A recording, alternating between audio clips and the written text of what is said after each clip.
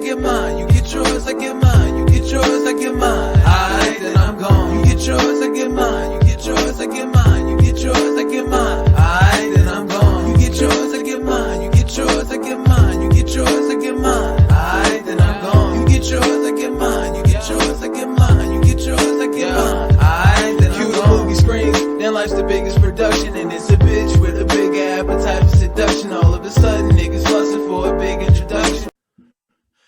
Hey y'all, welcome to Blunt Talk, baby. How we doing? This is episode 6, baby. We out here with the Michael Jordan ring episode. You know how it is. We got to come strong.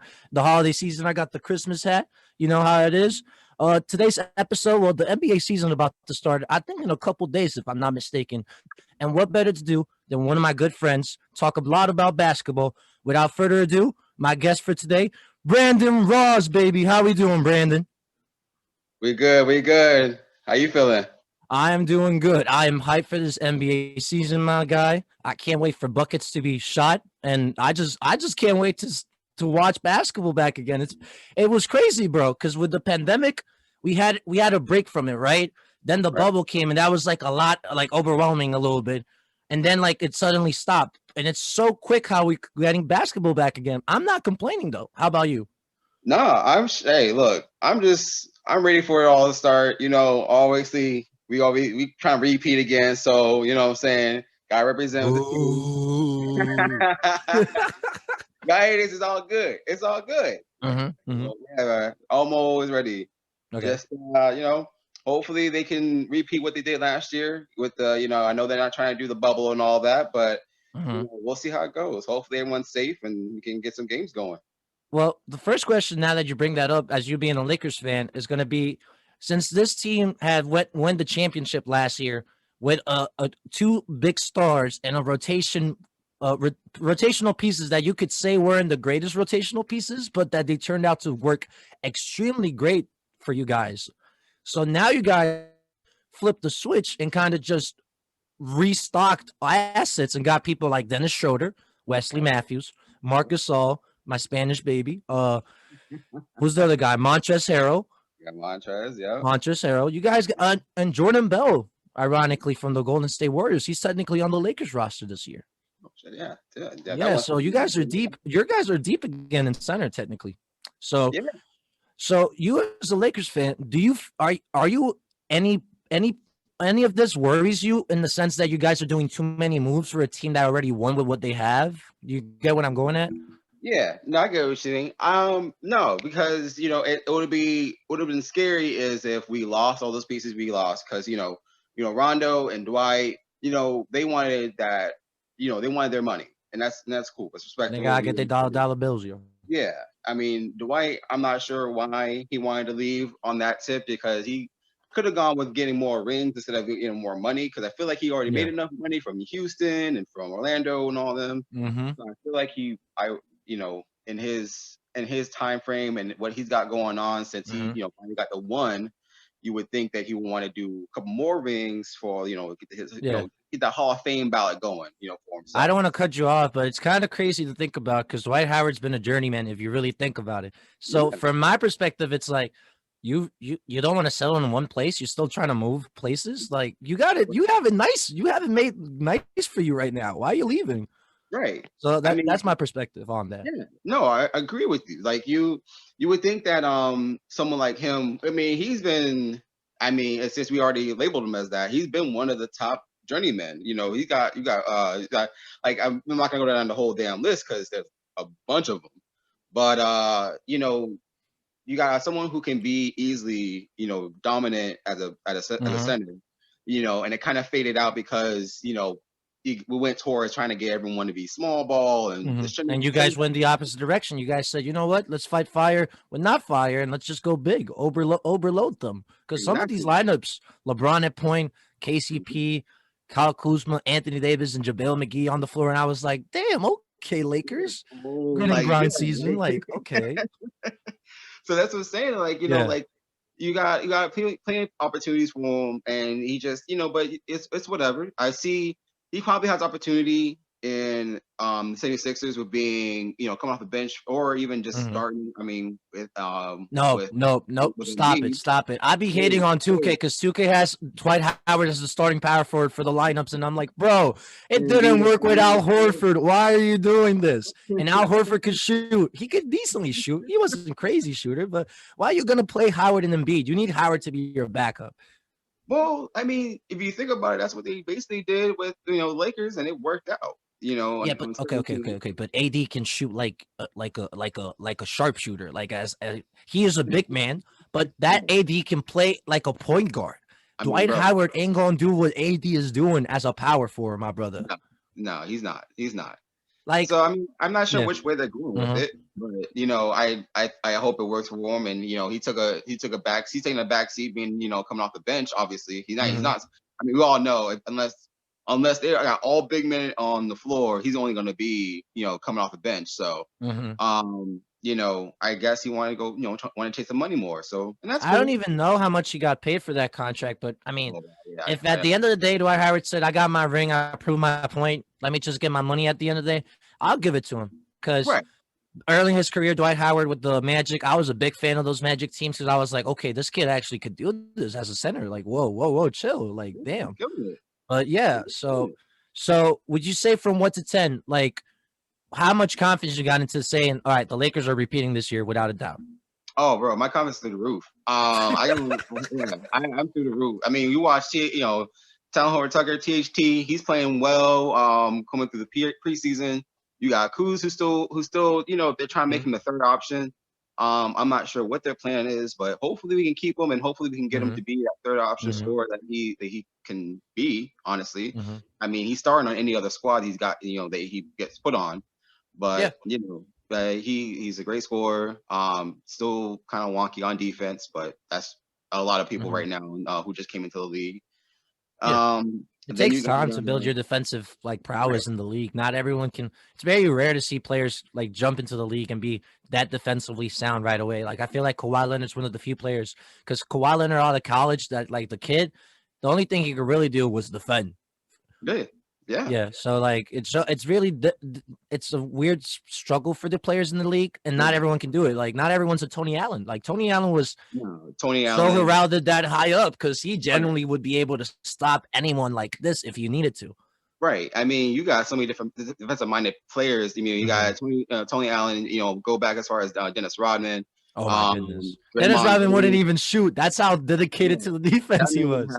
50 rebounds and 7 points off of putbacks and be happy about that. But that exactly. I mean, like him, and then you got and of course, like I said, Draymond Green, who was just a defensive savant. That dude is his defensive IQ is out of this world. And then so yeah, I mean, and then you got other players like Giannis. He just uses his height. He's just a freak of nature, to be honest. That kind of rhymes. Giannis, to be honest, but what do you think would be the projected starting lineup? Because this is my biggest issue with you guys with the Lakers. Because you got Dennis Schroeder, so he was really good as a 6-man role for you guys for the OKC last year, and you also got Montrezl Harrell as a 6-man. So my viewpoint is you guys should start LeBron, Wesley Matthews, maybe maybe do like Caruso, Wesley Matthews, or whatever, because those are the only real wings you guys have besides. If you put LeBron as a point guard, you don't got a starting small forward unless you want to put Kuzma as a small forward. Go for AD and Marc Gasol and bring Harrell and Schroeder as a deep team? Or should you start Schroeder and then put KCP? I forgot. Did I say KCP? I forgot KCP. KCP would start for you guys. You got put KCP, LeBron with Schroeder, and Davis and Harrell. Like, what's your ideal starting lineup for this team? I think ideal in my book is just you get AD first and foremost. AD is at the 4. He's not comfortable playing the 5, and that's obvious unless he'll play it and he does well with it when in the course with the against Nuggets, but he's better at the 4. And then you get that's where the toss up is because of course you got Bron. I think later down the stretch he'll be the one. But I think starting out, they're gonna put Schroeder at the 1, Caldwell Pope at the 2, Bron at the 3, and then you got AD at the 4 and Gasol at the 5. So you agree with me? You should start Gasol and just bring Harrell off the bench. Yeah, start Gasol, start Schroeder, let them get their burn in, see how that works out. Mm-hmm. You already know what the lineup is for absolute, for win. It's going to be Bron at the 1, Caldwell Pope at the 2, and then you trade out. You can trade anybody in for that 3 position. You could do Kuzma if you want. You can do and if THT is still playing the way he's playing, he could be at the 3. Yeah. Or even you can even put Caruso at the 2 and KCP as the 3. At the 3. And then, of course, you can still go with the 4 and 5 being them 2. Davis, Gasol, Davis, Harrell. If Davis not feeling it offensively and he's feeling more defensively because he's great at defense, then you can put Harrell. Yeah. Okay. Yeah. But honestly, I think it's going to be later down the line, Bron at the 1, Caldwell Pope, or Caruso 2, 3 is whoever's hot, and then Gasol, and then AD and Gasol. It's kind of crazy to think about. LeBron's doing what Magic Johnson was doing. It kind of is like LeBron's kind of doing it a little better, because if you view it from statistical standpoints, LeBron is getting like last season. It's only one season, but LeBron averaged more assists in that season than Magic Johnson did in any season individually for the Lakers. I mean, his IQ is through the roof, and he's always been a point forward. It's kind of crazy, but he's always been a point forward. Yeah, that has always been the biggest thing with LeBron is his IQ for the game is fantastic. There's no words for it. So yeah, I mean, you think about it, he's probably the best. If he played it from the beginning, we would have been one of the best point guards, but everyone knows you're not going to be 6'9", 6'8" with 250 at one point during the Heat run. Yeah, that you can't play. You can't have that man straight training you through as a point guard. It's kind of crazy though, because now we see it a little more. I don't know what the word I want to use for this is, but you see people like Ben Simmons, for example. And then like how Jason Kidd back when he was coaching the Bucks, he wanted to run. He ran Giannis as a point guard. We're seeing more tall point guards in this. And like the number 1 consensus draft pick for next draft, Cade Cunningham, he's a 6'8" point guard. He's a Ben Simmons that can shoot mid-range and actually attempts 3-point shots. Right.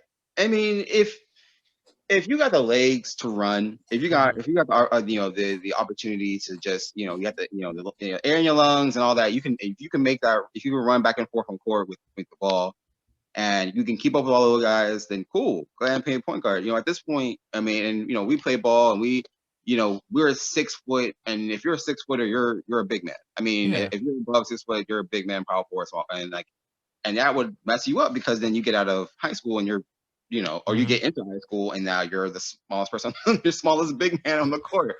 So it's just like you got positionless basketball now. I mean, you got. That's really the wave. That's really what's happened with sports now. Because even for like the awards and accolades, you see it now. It's not even like they're not giving the centers the spot. It's more like, okay, you got wings, guards, bigs, whatever. Yeah. There's no real position. No, they're not telling you, oh, that's a center or that's a power forward. They're just like, oh, yeah, he's a big man. So if you 7 foot and you're like almost 300, like if you're definitely towering like Gasol or Steven Adams, yeah, you can be said you're a center. But if you're like 7 foot, lanky as hell, KD, who can easily play the 3, 4, 5, and even the 2 if you really want to. That's your guard. Like Giannis is 6'11", 6'10", 6'11", and that man is playing the 2. It is really crazy to see this development, because like the NBA has gone from like your typical, okay, you both need, each team needs a set of twin towers, grit and grind, post up every possession, kick it out, and that's the only time you'll see a 3-point made. Now we're at a paid point in NBA where you have teams like the Houston Rockets trading Clint Capella to get PJ Tucker, a 34, 33-year-old veteran that's 6'4", 6'5" to play center for you, and just having shooters around him. It's crazy, the development of basketball. And I'm such a I don't know if to say diehard is the term, but since I was growing up, I was always very into the fact that, okay, this person's a point guard, shooting guard, small forward, power forward, center. Everyone, you got to know your role, because at the end of the day, if you don't know your role in a good team, you're never going to be able to be successful as a team. That's how I grew up. That's how my coaches and everyone in my life trained me to. And Right. like I really didn't like when Houston did that. I was like, you're crazy. Clint Capella was projecting so many good stats for you: rebounds, blocks, pick and roll percentage, and all these other analytical things that these analytical freaks be crazy about. Like, why would you do that? Especially when you're a team like the Houston Rockets, where all you did was, analytically 3-point is this, or you got to do this, screw the mid range, this. It baffles me, man. That's just my perspective on it.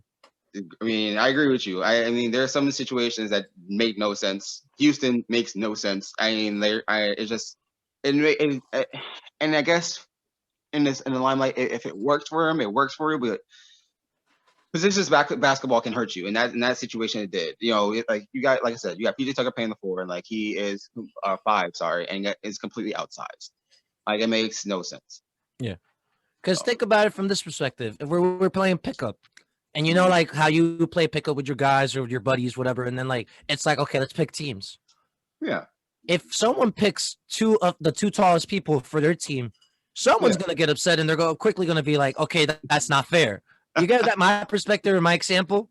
I mean, like it's just. I mean, you're right. I mean, you got me. If it's me, you, and Anthony, he's 6'3", 6'4". 6'3", 6'4". We're all 6'3", 6'4", at least minimum. So, but like it depends, and then on top of that, like I said, it just depends on what our skill set is. So, I mean, you got Ant who could easily. More than likely, we'll play the guard. You will play 4, and I'm playing, or 4 or 3, and I'm playing center because I'm slow. I'm gonna say it. I'm slow, so I'm gonna get you boards and all that, and I'm gonna let y'all score, and then I'll be back on defense to help out.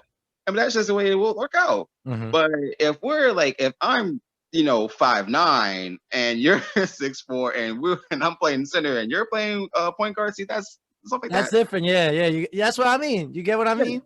Yeah. But yeah, I think that, like I said, you said it best. Like if you have a team who, if you can play positions ball if you want, but you have to make sure that everyone has the understanding of what their role is. Like Pepe, he's not gonna bring the ball up for the Clippers, but he's a point guard. He's defensive. He's gonna get in people's face. He's not gonna take the ball up and try to take the offense up. So he knows his role, which is the reason why they thought Clippers last year was going to do well, because everyone on that team knew their role at first. Exactly. But then the season got started, and then like, what are we doing? They lost their identity. Yeah. As a team like even like the Spurs for all the years, every single person. They're the best example of this. Each player of a sports organization until Kawhi Leonard got there, and that's a different conversation for another day. But every person in the sports organization pretty much knew their role. Tim Duncan, Tony Parker, Manu Ginobili, Sean Elliott, David Robinson. You go through the list of all these people. They did what they needed to do. Right. Agreed. So yeah, as long as you know what you're doing, as long as your team knows what they're supposed to be doing. Look, if you're gonna be the shortest person on the court, but you get in every single board, then you get every single board. And then and if you can bring the ball up, then great, do that too. But like I said, that's just that's what you have to make sure everyone does. It's like and even if you do have the people in the right positions, still gotta know what you're doing. Yeah. I don't mean to get a little sidetracked, but I had a couple of questions that I wanted to ask you about the Lakers.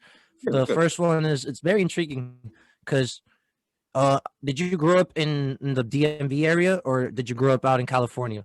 So I was to follow up, like what is the reasoning for you being a Lakers fan, and like if you could give a little background story on that.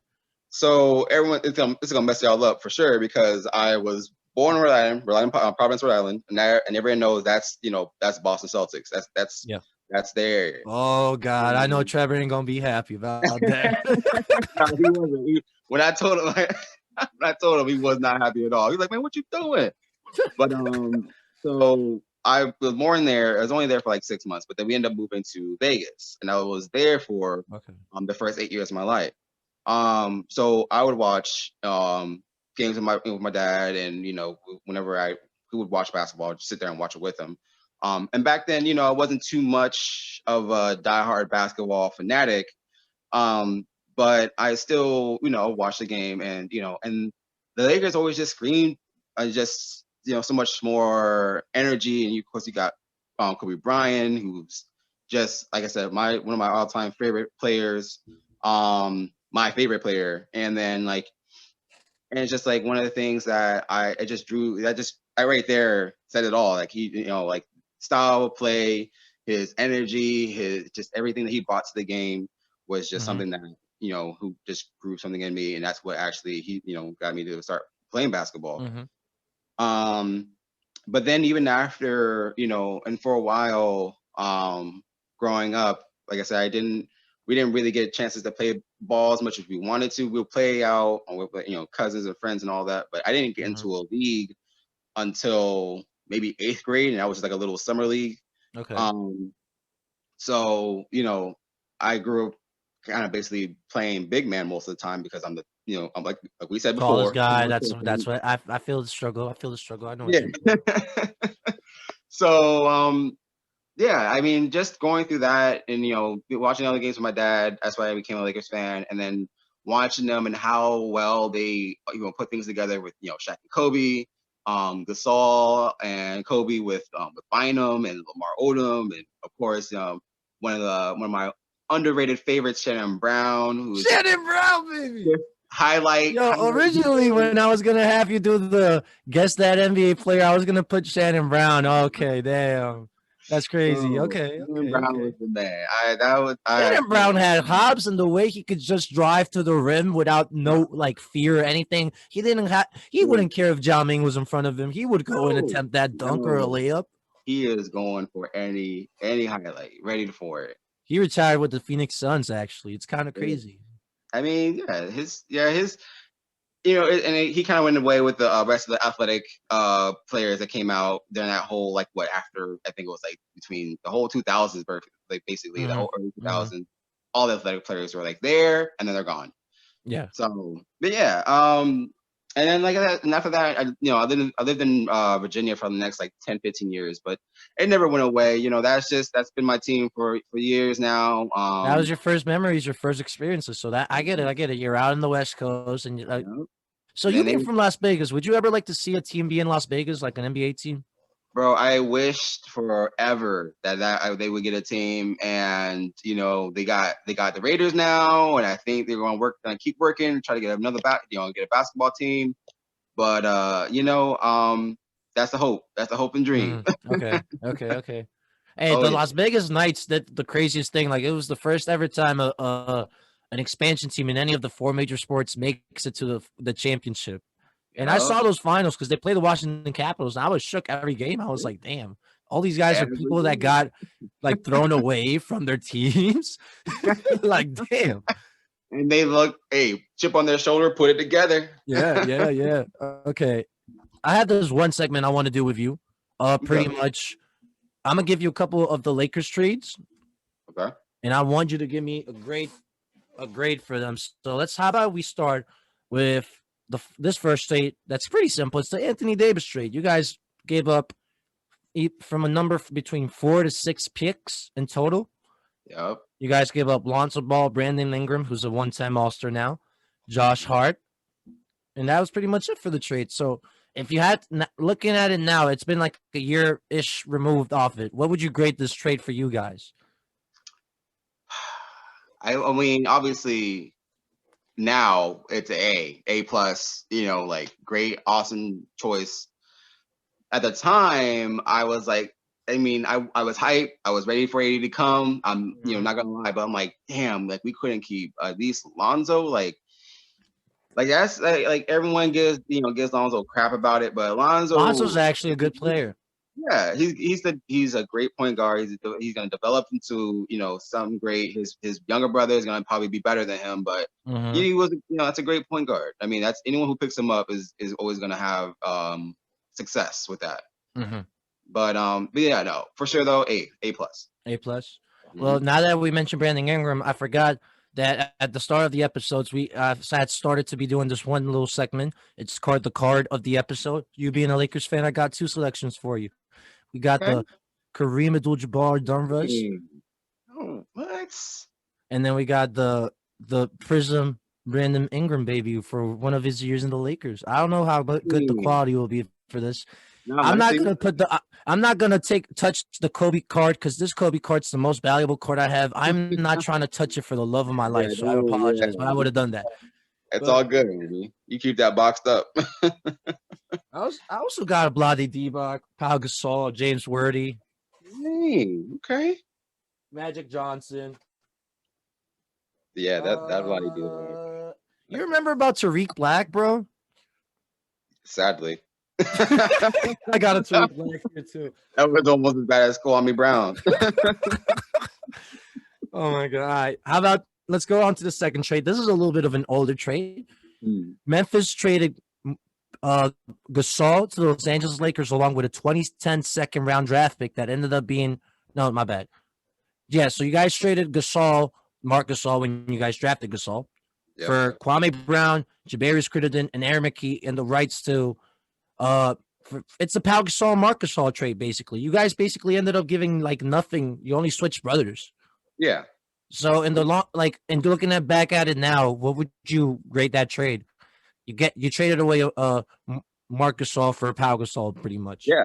I mean, look, I mean you see it. We got championships from it, and I can't, that was an amazing trade. At the time, I was like, okay, cool, whatever. I mean, I was like, all right, bet. I mean, I hadn't watched them play yet, and I didn't hear any rumblings about it. And back then, of course, still wasn't really much into it. So at the time, I was like, whatever, cool. It's another bum who's not Shaq. And then it worked out. And it worked out. I mean, it's crazy because Pau Gasol's. Would you say Pau Gasol's the greatest Kobe? Nah, okay, he's the greatest. He's the second greatest teammate Kobe played with because Shaq was the first, right? Yeah. Because we can't say Karl Malone or Gary Payton because they were bumps at that age. I'm sorry. I love the Globe and I love the Mailman. Man, they should call me the Mailman the way I play in the post. But yeah. Aaron McKee never really did anything. Jabarius Crittenden never really did anything. And well, Kwame Brown, we don't really we shouldn't talk about that. I'm not gonna make you go through that, my brother. Yeah, I mean, yeah, please don't. Yeah, no, I think that Gasol was one of the things that I think Kobe definitely had a lot more chemistry with Gasol. Definitely same mindset, had an understanding of what they wanted to get done. I mean, you got them speaking Spanish on the court, bro. Like literally, like messing with everybody's heads because they're like, what the hell? They're trying to figure out what the hell they're saying, and all of a sudden, they got an open cut. So it's just like their chemistry was second to none. I mean, I think with Kobe and Shaq, they were just so dominant that they won. I think with Gasol, and of course, you got added in with Bynum, Lamar Odom, like I said, and Derek Fisher. Like they just worked together so well. I mean, like I said, that it just Jesus, I don't know why I'm name blanking on the fucking coach. But the coach for you guys back then was you guys had Mike D'Antoni for Kobe's last year, and before that it was still Phil Jackson. Don't know why you guys had Byron Scott. Yeah, I hate Mike D'Antoni. Trust me, I don't want to talk about those years with Melo and the Knicks, man. I do not want to talk about those years with Melo and the Knicks, man. Yeah, I don't know why I name blanked on Phil Jackson, but I mean, just like his offensive schemes work so well with that team, and if Bynum worked out well, and if Lamar Odom didn't go through his troubles, dude, that team would have continued going through great success. Maybe not translated into a three-peat or anything like that, but definitely would have traded, or anything of that sort, but definitely probably would have had at least more winning seasons than having to go through the whole Robert Sacre and freaking Jordan Clarkson and Ryan Kelly and Jordan Clarkson should have stayed with y'all because what he's doing now is a six-man for Utah. That Filipino can shoot, man. That Filipino can shoot, man. I saw the first preseason game. He shot he shot his first 5 touches. He made 4 of those 5 touches. I was like, damn, son. That's what I'm saying. Like all these players just need another opportunity to start, get a play, get their, confidence right. But, yeah, man. I got one more trade for you, but I need you to give me an actual grade for that Pau Gasol, Marc Gasol trade. Give me a letter. Yeah, my bad. A+. An A+ too? Okay. Yeah. All right. This one's going to be a mouthful. The Philadelphia Sixers have announced that they acquired All-Star center Andrew Bynum and guard Jason Richardson as a part of a 4-team trade involving Denver, the Los Angeles Lakers, and Orlando. The Sixers traded for Andrew Iguodala to the Nuggets while sending Maurice Harkless and center Nikola Vucevic to the Magic, along with a protected first-round pick. And, of course, Dwight Howard went to the Lakers. Yeah. My viewpoint is, I forgot. I think it was Bill Simmons. You know, the guy that talks sports. I listen to his podcast a lot, and he was doing an episode that he was looking back at trades, and he actually said it's kind of crazy to say, but out of all these 4 teams, the team that traded away their all-star players, the one that ended up winning in the end. When you think about it, because Andrew Iguodala stayed 1 year in Denver, Dwight Howard didn't work out with the Lakers that first time. Andrew Bynum, I don't know what he did in Philly, man. He got those weird haircuts, and after that, he didn't stay on the court. He played well for like I think 2 games, and then got injured. Then was doing weird shit, and it fizzed out. I mean, I would say C. I'll go with C. No, we're going with C. So, let me just explain why. So, you get rid of Bynum, who. Look, I'm not sure if it was because of the trade or because it was just destined to happen. But whatever he went through destroyed whatever last bit of his career that he had. He was very young. Yeah, I mean, exactly. He came in the league at 17, and then was just. The man didn't even he's if I'm not mistaken. Nah, I was gonna say he played less than Brandon Roy, but he got like a season or 2 more than Brandon Roy. Yeah. So that we dodged a bullet on that. So then what we expected to happen, which was you getting an all-star center who led the team to the finals by himself with just a bunch of shooters. With a bunch of shooters. Well, Hedo Turkoglu at that time. Shout out to Hedo Turkoglu, Rashard Lewis, Courtney Lee, JJ Redick, Michael Petrus, Jameer, Fat Nelson, Big Baby Davis. They had Marcin Gortat as a backup. Look, they played their ass off, and they got to that point. They knocked out Braun and all of them, but when you think about it, it was supposed to work, but it's just that it's all about that communication. At the end of the day, you gotta realize Dwight Howard's a little bit of a crybaby. Kobe Bryant don't take bullshit. So that just wasn't gonna work. It's gonna be like a Smudge Parker scenario. It's gonna be like, man, why do we have to keep dealing with this? And you saw with the Kobe and Shaq Lakers, eventually, I think Shaq got tired of Kobe, if I'm not mistaken. A little bit of both. I mean, or both. Yeah. Like you got, this young, I'm sure in Shaq's position, you got this young cat yelling at you, like, take shit seriously, get what the hell, what you doing? Stop eating these donuts, like. Yeah, like, but then you, of course, you got in Kobe's situation, like, bro, like we're trying to win, like, like treat yourself right, get yourself right, and we can continue winning. And but the same thing with situation with him, like, I think he was just clowning a little bit too much, and then you got Kobe, who has that just the moment mentality. Mm-hmm. And then, of course, you think back to the Michael Jordan documentary, like you got everyone, you have that intense thought process, like you got to win. This is it. Mm-hmm. Like we got no more time. I'm not trying to do it next year. I'm not trying to do year after. Like this is our time now. So yeah, I got that at a C just because, like I said, he didn't plan out the way he was supposed to, and that combination didn't pan out too. Like I think they had the same day it was Steve Nash, him, and Metta World Peace, and it just didn't work out. And it was supposed to. It was supposed to be It was supposed to be another big 3, big 4. Hey man, it's kind of trash though, because I remember that season, and you guys ended up being the 8th seed against the San Antonio Spurs, and Kobe, Steve Nash, and Metta World Peace were all injured. So the only 2 guys you had for that playoff run was Dwight Howard and Pau Gasol. Bro, it was bad. It was just all bad. And again, Lakers went through a rough patch, but we're in it now. I mean, of course, like baby, Los Angeles. No one wants to see Los Angeles be disappointing. You know what I'm saying?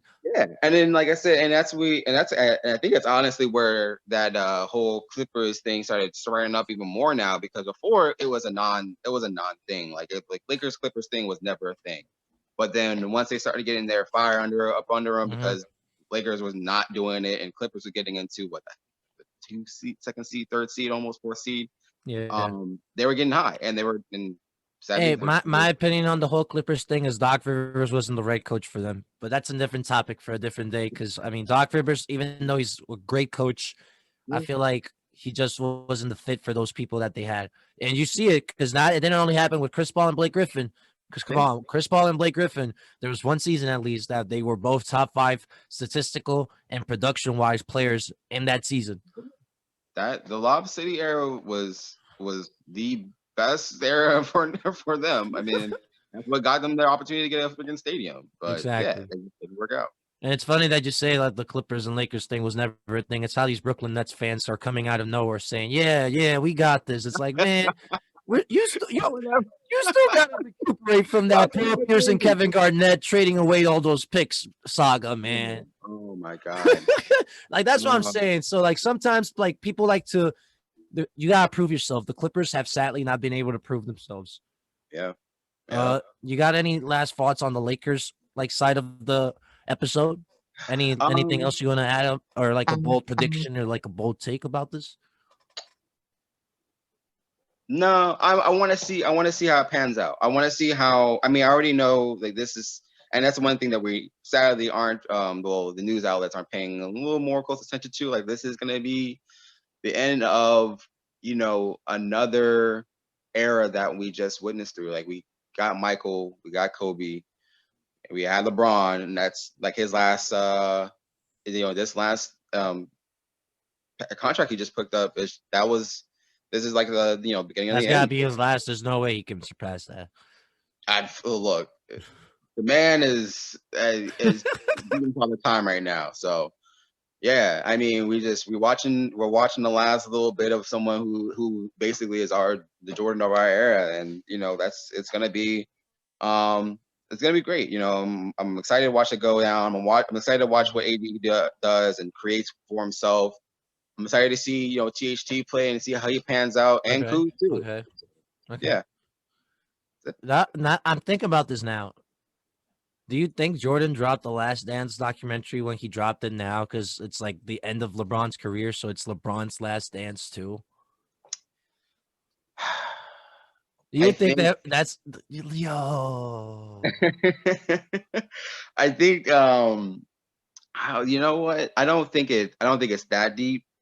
It could be an essence of it because it's just like like Ron's getting to that point of being he's beating all these numbers, he can put the numbers up, but then and everyone's starting to think like, okay, like yeah, you got your 6 rings in 6 tries, great, but that's 6 out of your 14 seasons, 15 seasons. Like what happened to the other seasons? Yeah. He is between 13 and 15 if you count them all up. So it's just like so no one's talking about the time you got bounced out, first round, second round, first round, and then the time that you had to retire because your gambling issues. Like yeah.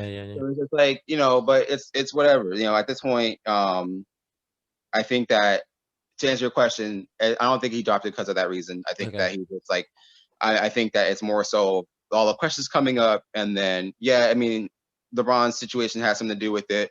But I think that it truly is just like, you get all these questions about his, about what happened during this time frame, and you got more people digging because you got social media now, of course. Oh, I agree with you totally.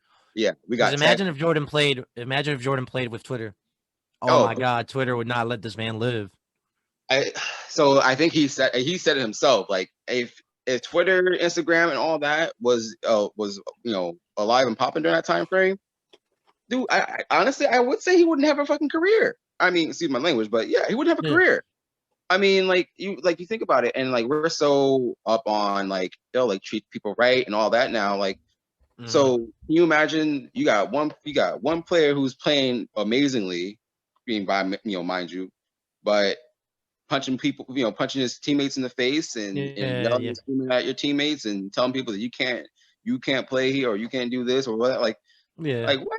Like you would have been viewed that well in this day and age of how we all are as a society. It would have been a different. Destroy him on that. It would destroy everything. Like you can say you can do all you want, but that would destroy everything else you have to build. Like, bro, when people found out, like, I mean, it didn't do much, but when people found out that he, his funding towards, private prisons and like I said, when all these stories came out, now you got people looking at him differently. Like, oh, like you are my favorite player and you treating people like crap. but yeah, no, I think that regardless of it, like I said, like it didn't really change much. It didn't really do anything. Jordan's gonna go out to be, Jordan and LeBron will go out to be some of the best players to ever do it.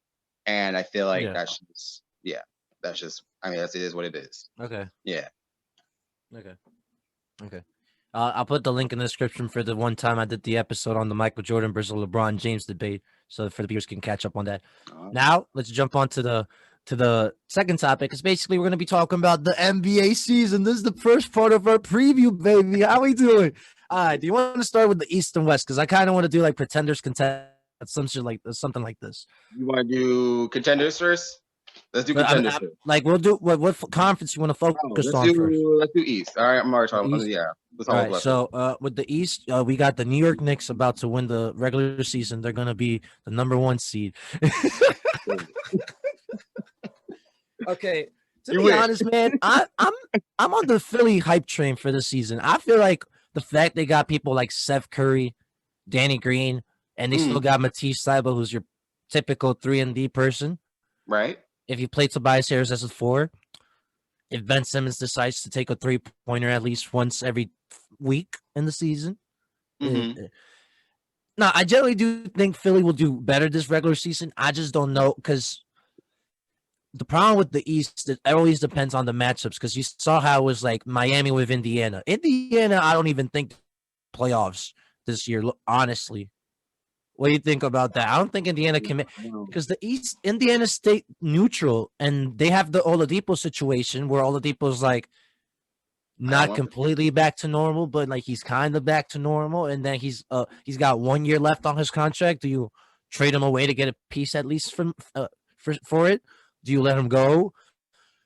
The East is nice. You got the teams from the bottom 2. Atlanta, they stocked up.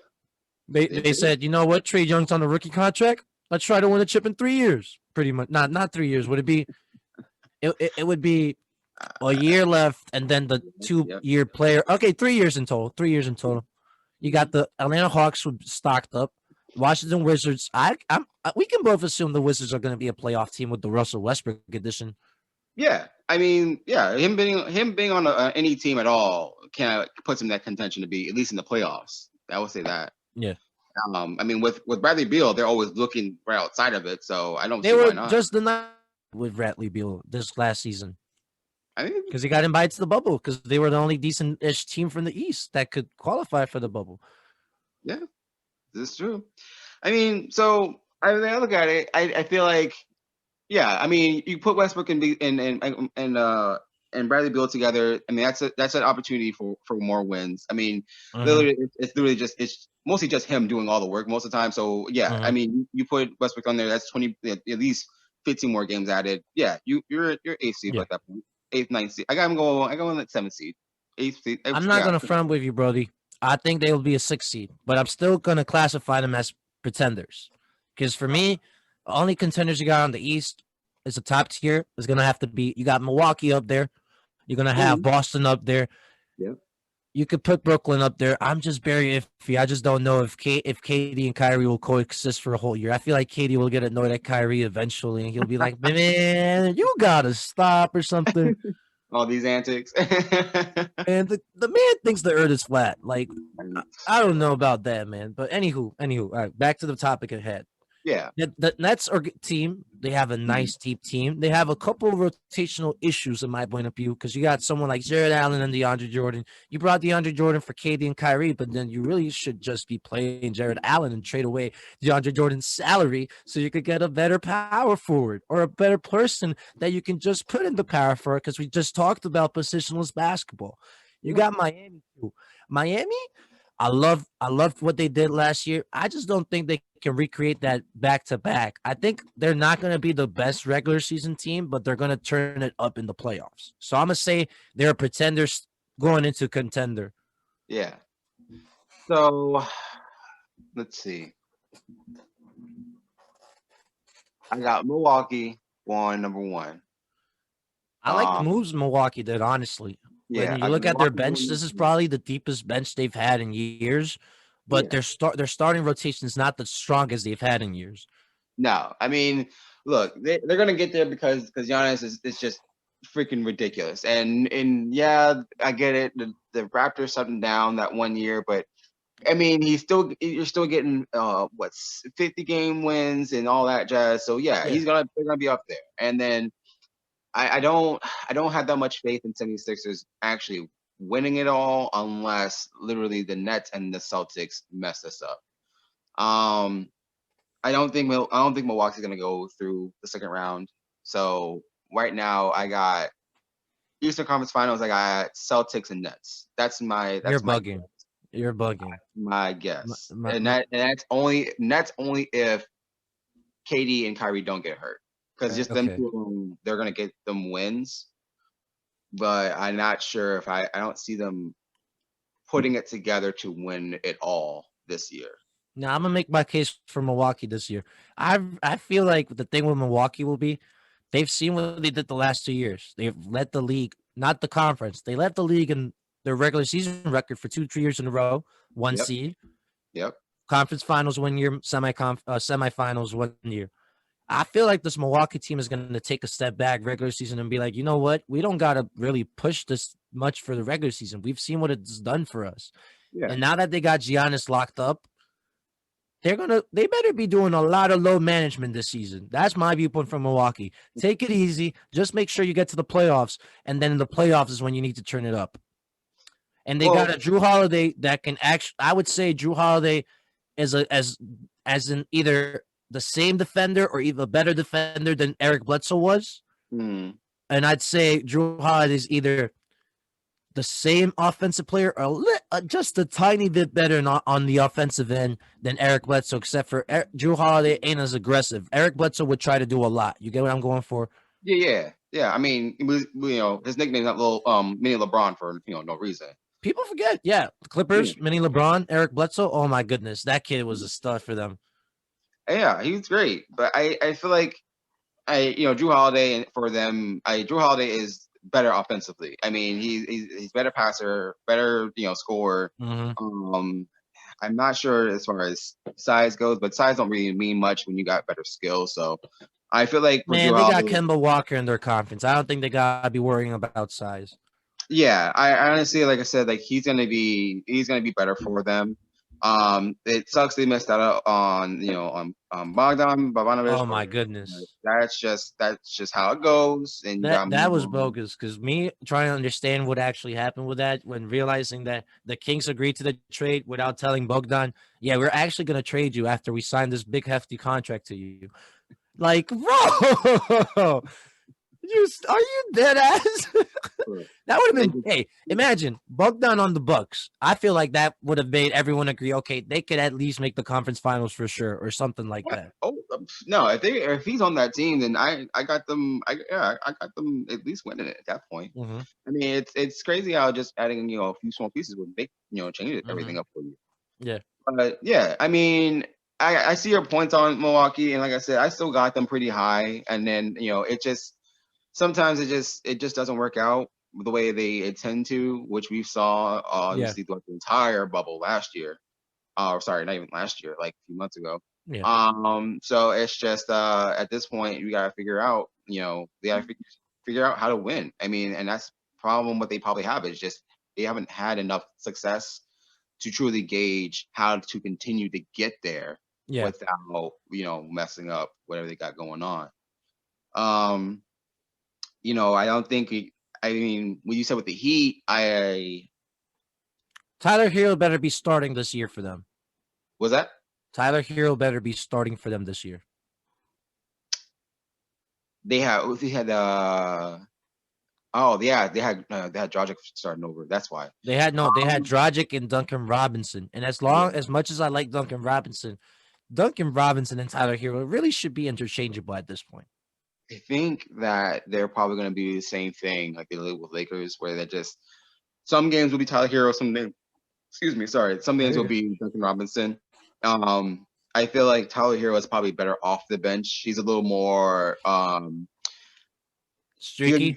He's got more energy when he comes off the bench. I don't think him starting is gonna be beneficial for him or the Heat. I feel like think the Jay Crowder loss, him going to Phoenix is kind of is gonna hurt them a little bit because he was a starting power forward for them. It is gonna hurt them. It's gonna hurt them a Like, lot, actually. They're gonna start my boy Maurice Harkless now at power forward. Like, I love him. He's the Puerto Rican dynasty, but no, just no.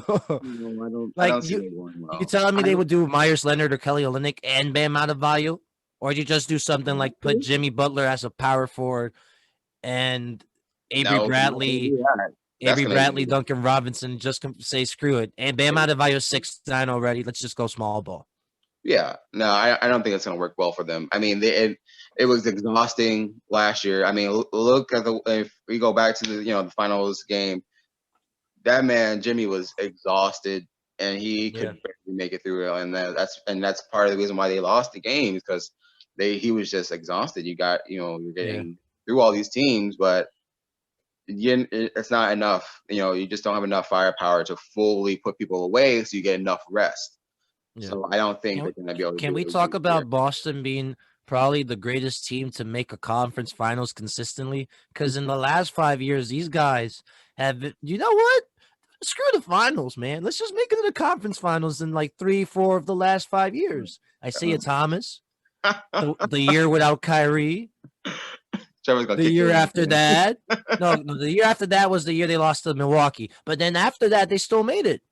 You get what I'm saying? So 3 out of the last 4 years, Boston made it to conference finals. And before we finish with the East, Toronto screwed up. They had so much cap money. They signed Aaron Baines, who's a serviceable big. They got Alex Len. They re-signed Chris Boucher as their big guys. I've been playing a lot of 2K with the Raptors recently. Don't ask me why, but I've been playing a lot of 2K with the Raptors recently.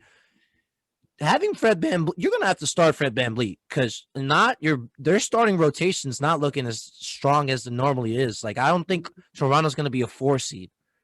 Like, they're probably gonna be a 5-6 seed. If you got Brooklyn being as tough as they are, you got Boston, you got Milwaukee up there. Yep. Philly might be a good regular season team too. Yeah. Yeah, I mean, you made a great point. I think that it kind of hurt them with letting Ibaka go, but and Gasol, they left their 2 good bigs. Yeah, so I think that at this point, they just got to figure it out. Siakam and Kyrie, not Kyrie, sorry, Kyle Lowry is going to be great for them as always, but I just. And Fred VanVleet is going to be great too, but I don't see it coming up enough to do anything more than just being placed in the playoffs and then getting kicked out. Because they got a good system and a good coach, and like the way they play defense, so sound, like so nice. They know how to play defense. Every player in that organization you can depend on to defend a player for a possession at least. Right. I give you that. It's just in the East, it's kind of not looking that good with KD and Kyrie coming back into play and being a factor. And then you get the Wizards now, the Hawks. Hell, even Charlotte can be like an 8th seed if they have a nice run. You got like another team like Orlando.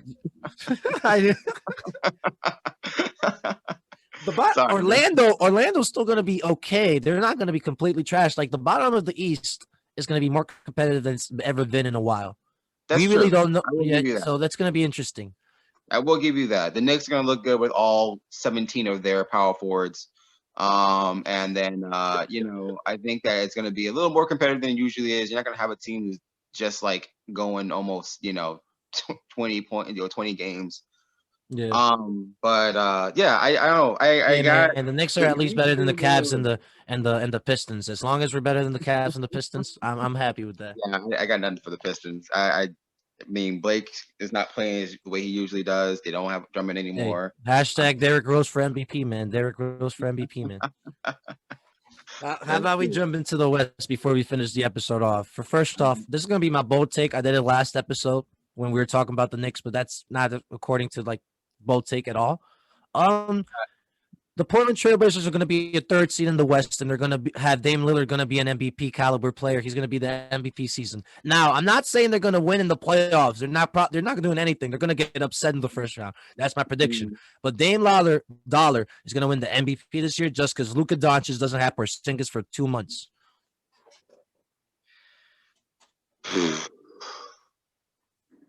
Okay, there's a lot to unpack here because Robert Covington, baby. Rodney Hood, Gary Trent Jr., Carmelo's back too. Yusuf Nurkic is there. They got Harry Giles who can shoot threes. Okay. Their defense is on the floor. Their defense is like that one. I don't even want to talk about their defense. That's how bad it is. Their defense is terrible, and that's the reason why they never are able to get out of, I'll say, the third round. Sorry, second round. It's just like you got there. Lord have mercy. I literally go with this with Anthony all the damn time. Like Damian Lillard is basically Harden, except with a better attitude.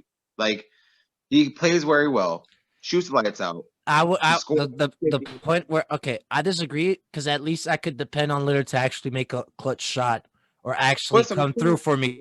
Because Harden does, he's clutch too. Harden's super clutch, and you can't fight that. He's clutch in the regular season, not in the playoffs, my brother. Neither is Lillard. So you're forgetting about the 40, 50 footer against Paul George, the nah, hey, goodbye. That's cool. You can make shots and all that. The buzzer beater in his sophomore year against the Houston Rockets were the Fear the Beer and Dwight Howard duo. Look, man, you can keep throwing at me all you want, but they still haven't. Yeah, I can name a bunch of Harden buzzer beaters, and they're in the regular season. They're not in the playoffs, homie. He ain't in the finals. So look, I got respect for the Trailblazers. I got respect for Damian Lillard and even CJ McCollum and all of them together with But I don't have faith in them doing anything more than what they usually do, which is getting to maybe the second round and then being kicked out. And I don't know why that's just their destiny every single year. And I don't have faith in them anymore. Trust me, I'm not trying to say I have faith in them for the playoffs. Again, I'm reiterating my point.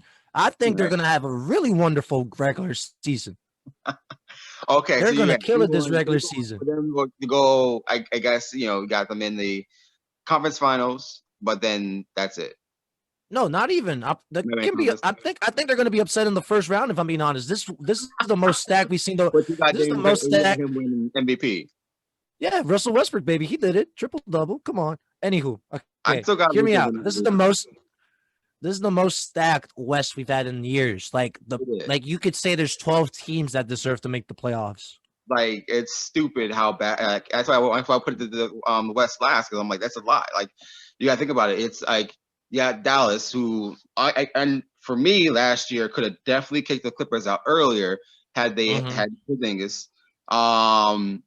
And you got the Nuggets, who now know how to win. Didn't lose much. They lost Jeremy Grant, which that's gonna hurt them. They actually did lose at least an amount. They lost Torrey Craig and Mason Plumlee too. Oh shit! Right, yeah. I love the Nuggets because they were my bubble team this whole time. But these guys, if Bol Bol and Michael Porter Jr. don't turn it up, they're not gonna have the best regular season. But whatever place they're in the playoffs, whoever they face is gonna have to watch out. Yeah, they're gonna have to work. They're gonna make sure they keep them and take them seriously than they did last year. Yeah, I agree. Dallas added Jason Richardson, so I mean, I feel like Dallas could be like a 7, 6, 5, 8, anywhere around that range seed, unless Porzingis comes back and he's like, okay, let's turn it up a notch, because Porzingis ain't gonna play the majority of the season. No, I don't see him. I mean, he's gonna do well, and they're always gonna do well. I think that it's gonna push Luka to do something that's amazing, and he's gonna get. And that's the reason why everyone set him up for the MVP race, because he's already doing the whole triple double thing. He's a walking triple double. Yeah. And then you got and then you just got just adds so many more wins. I mean, his attitude's fantastic. His teamwork is amazing. So I think that's just gonna be something that's gonna add that again. So, like I said, just to reiterate, I think I agree. I think I basically flip flopping your talk of the Trailblazers to him. He's gonna win MVP, and then they're gonna have maybe fifth, sixth seed and get kicked out. But I want to reiterate that the Dame Lillard MVP thing was just a bold take. If it happens, hey man, I'll be happy. If it doesn't, I'm okay with it too. No, I just got a little triggered because Ant keeps trying to sell me on them, and I'm not buying on it. He's been doing the same. He's been trying to say that because he the other day asked me about Kyrie or Dame, who you taking? I said, I'll take Dame over Kyrie. I mean, I'm the anti-Kyrie person. Everyone knows me. I'm anti-Kyrie, but that's not the point. But yeah, if I had to build a team around Dame, I would do it just because I know he would never leave, and that he would try to do what's best for the team. I mean, you're not wrong on there, and I can agree with that for sure. I mean, that's especially in a day and age of NBA players get upset for one thing and they're like, okay, please trade me. No practice, no game. Nah, I'm not even on the team facilities. Nah, just trade me, man. Just I hate that. How about the Phoenix Suns, man? Phoenix, Chris Paul, CP3. I got them adding maybe fifth. I got them adding a couple more wins than they usually do. I don't see them having this huge bounce back like they did, everyone thinks they're gonna have, but I think they're gonna be better. And I don't have a jury out on them yet, but I think they're still gonna be looking right outside the playoffs, probably like 9th seed or Hear me out. I saw this on Twitter the other day. Chris Paul has been able to get the most out of any big man he's got on his team. Tyson Chandler. Agreed. Blake Griffin and DeAndre Jordan. Agreed. Clint Capella, you could kind of say that Clint Capella was Clint Capella because of the Chris Paul pick and roll and all of that. Agreed. No, I want to see what he does with DeAndre Ayton, man. Because Devin Booker, we know Devin Booker's going to get his buckets, man. Yeah, I mean, it's going to be great because it takes the ball away from Devin Booker having to be a point guard and that's going to be a shooting guard where he's supposed to be at. Exactly. I feel like that's going to be, and look, I'm definitely going to tell you, even though I'm saying they're going to be the 9th seed, in my mind, in my heart, I want to say they're going to probably be in the playoffs because, I mean, Chris Paul is just a winner. I mean, he adds wins wherever he goes. He makes people better wherever he goes. He's a fantastic leader. Like I said, once again, IQ's out of the gym, just, you can't put some a number on what he brings to the team. I mean, any team he goes to, and you said it, big men get better. Shooting guards are able to get more points because they're just come off those picks, and everyone's paying attention to what he's doing. And then Maurice Peterson, baby. Maurice Peterson, JJ Redick, MC Splashwater. Come on, those shooting guards. Yeah, you're right. I like that point. That's true because even James Harden. I mean, you could play. Speaking of James Harden, hey, what's your opinion on this Houston telenovela, man? I hate it. But again, it's something that I am happy about is that players are starting to take more power away from the teams, but there's just a better way of going about it. And AD, when he wanted to get out of the team, he still came to practices, still showed up to the game, still played, even though they were trying to cut his minutes down to 15 minutes a game just because he said I want out. He still showed up and he still played like he was supposed to. So I feel like for Harden, that's all, folks. He had the "That's all, folks" T-shirt. Hey, you know what?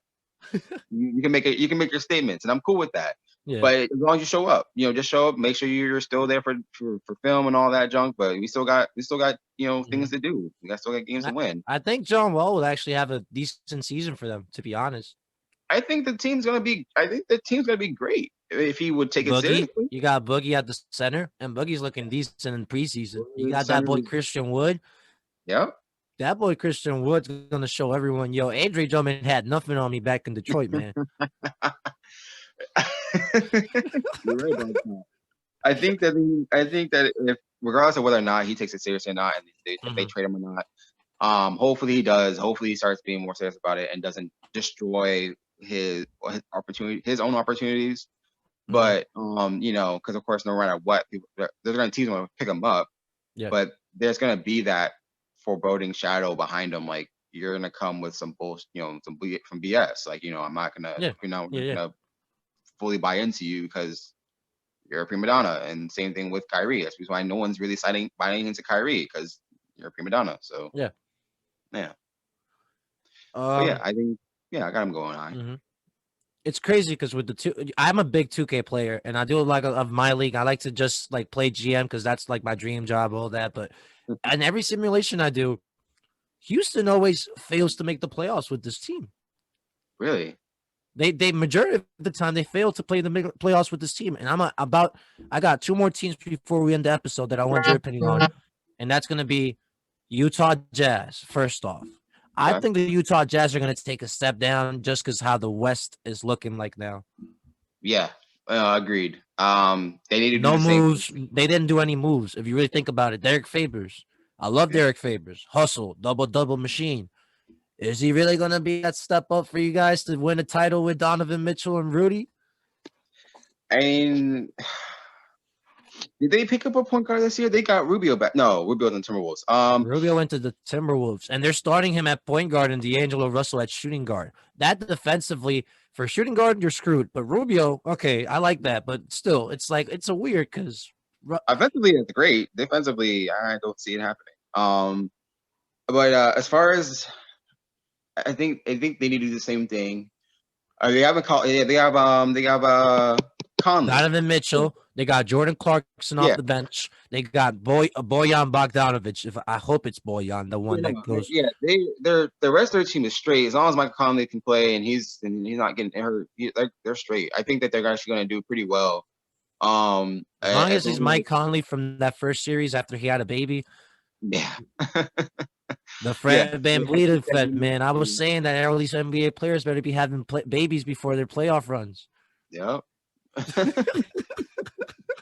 They just need to do what basically they're doing with the Suns. Take the ball out of Donovan Mitchell's hands. Let him play off the ball a little bit more. Do the back screen cuts, and because he's not really much of a shooter, so he's more he'll drive and take, and kind of just do what they usually do. Is just you should swing the ball, drive and take, see if he can get anything. He's super athletic and he can dunk on anybody. So you're right though. The West retooled, so it's gonna be tough for all the usual people who are doing well because Golden State's all injured up or because all the other teams are kind of falling apart.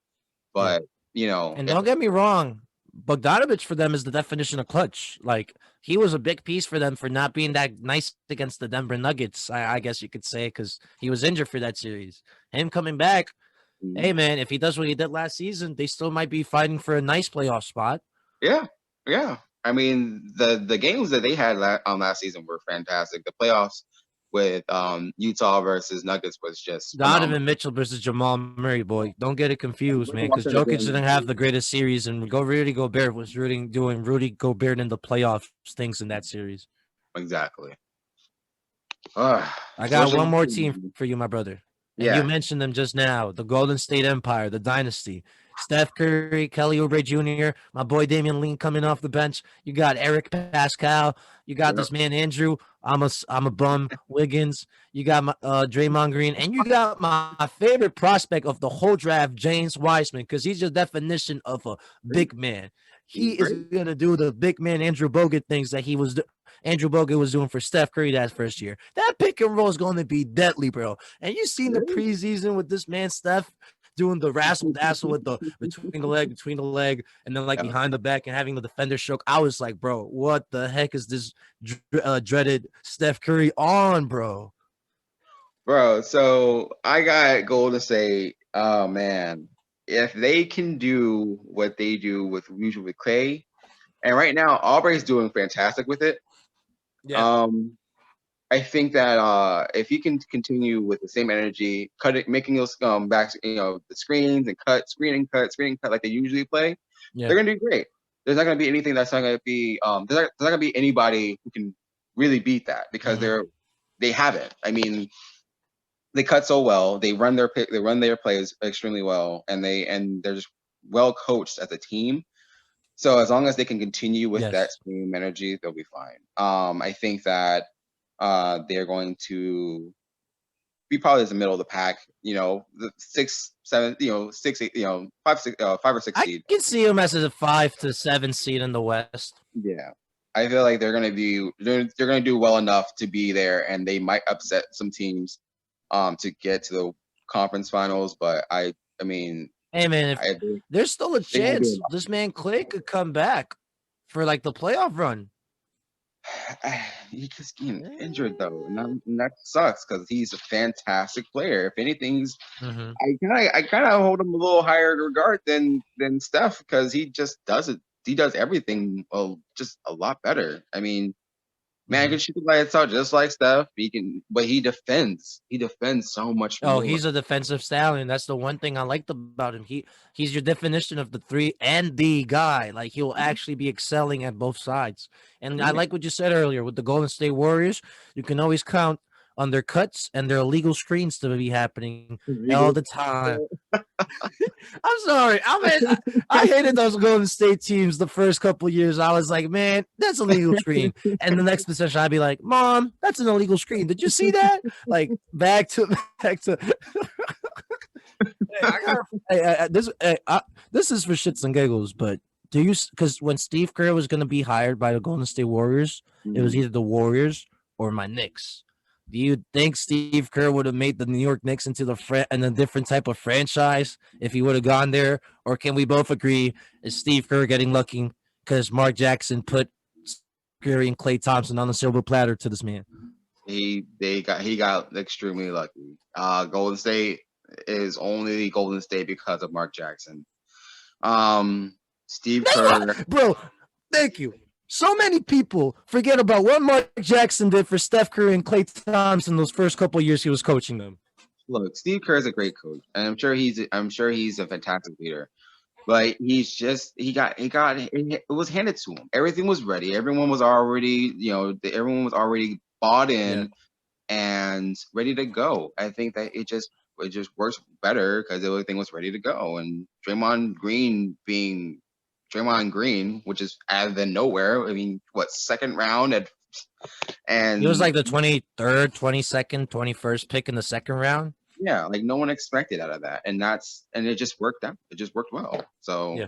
I mean, no one expected Steph Curry to change the entire way the NBA plays right now.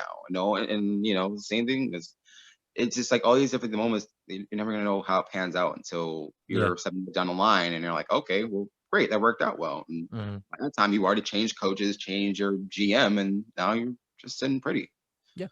So yeah, no, I agree. It's Steve. If he went to the Knicks, it's not gonna be what he's got right now.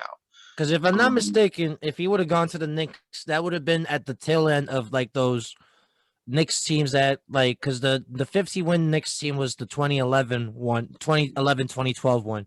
So the hiring for Steve Kerr, because the Warriors won their first championship, if I'm not mistaken, 2013. So the next season. Yeah.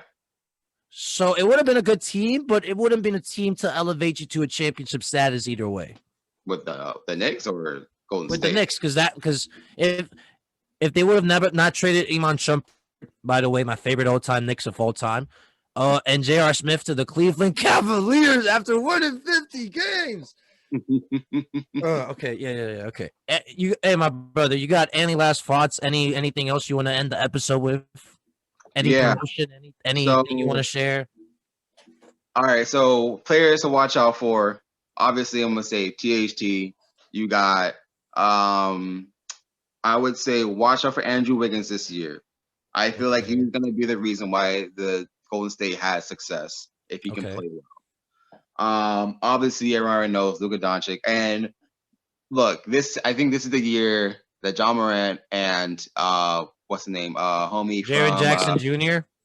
Yeah, that duo is gonna be fantastic. And going down the line, I feel like one thing I will say is that this has been the most exciting time for basketball that's been for a very, very long time. Mm-hmm. No team is unbalanced. Every team has enough pieces to win. Knicks, for some odd reason, just continue getting more and more power forwards. So you know what? if they want to be like, if you got OKC as a farm for players on the West Coast, you got the Knicks being a farm on the East Coast, and that's cool. We got teams playing, farmer. You got look. Y'all just need to fire your owner, basically. Knicks, please fire your owner, or let him make him sell the team. Whatever you got to do. You got to figure it out. That's trash. But anyway, man, other than that, that's it. Just keep, everyone keep watching so we can continue getting some better and better basketball. I mean, yes. Well, I want to add, we never really touched on it, but I just remembered there's going to be a play-in tournament this year, and it's going to be expanded to 10. If I'm not mistaken, it's from all the way from the 7th seed to the 10th seed. What is it? A play-in tournament. You know what they did for the bubble when they had the 8 versus 9 seed? Now they're doing it. If I'm not mistaken, I could be wrong on the teams, but there's a play-in tournament again from 7 to 10. So, like, you could say, like, a team like Chicago could be actually a playoff contender just because they could qualify as the 10th seed in the East. Oh, shit. So it's a different view. Like, the NBA hasn't given not that many details on the play-in tournament part. I believe there are going to be more details with the season and everything. But I'm intrigued to see, because you might see some teams be like halfway through the season, be like, hey, should we tank or should we just fight for that play-in spot? Look, I think they're trying to do what they can to get rid of the tanking thing. But yeah, that's pretty intriguing. You get an opportunity to get get a little more money for all these the smaller teams. So that's awesome. Yeah, especially in the West, because it'll make sense because you have, again, 12, 13 teams that deserve. But yeah. Well, Brandon, I want to say I really appreciate it. I'm so thankful that you joined on the episode. Thank you, my brother. I really appreciate it. It means a lot to me, my brother. I'll have you on another future episode for sure. So stay tuned for that. And to the people listening on either YouTube or SoundCloud, thank you for tuning in and watching. And I hope you enjoyed. Happy holidays. Stay safe. Shout out to my dog. It's her birthday today. 11 years old. Happy birthday, Brooklyn. I got a cake. She loved it. And yeah. Sweet guy. Peace out, people.